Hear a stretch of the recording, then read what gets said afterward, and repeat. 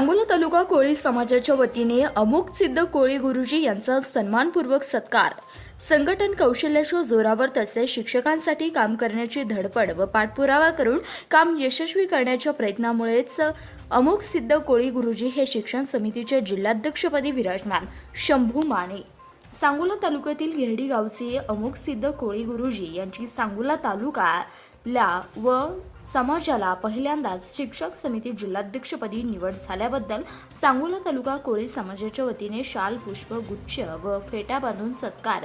सांगोला तालुका शिक्षक सोसायटी येथे सत्कार करण्यात आला। सत्कार प्रसंगी शंभू माने कोळी महासंघाचे नेते विष्णू कोळी गुरुजी, प्राध्यापक खानापुरे, विकास ननवरे, सुनील कोळी गुरुजी, चिवळा कोळी, राघ कोळी गुरुजी, दत्ता कांबळे गुरुजी, सिद्धण्णा कोळी गुरुजी, नागनाथ कोळी, अरुण कोळी तसेच सांगोला तालुक्यातील कोळी समाज बहुसंख्येने उपस्थित होते।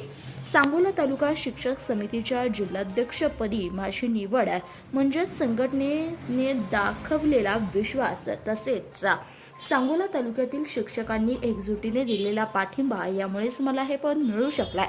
महत्त्वाचं म्हणजे सांगोला कोळी समाजाच्या वतीने केलेला सत्कार म्हणजे घरचा सत्कार आणि म्हणूनच मी या माझ्या समाजासाठी देण लागतो। निश्चितच समाजासाठी मी ज्या वेळेस माझी गरज भासेल त्यावेळेस मी माझा वेळ देईन व शिक्षकांसाठी आणखी प्रयत्नशील राहीन।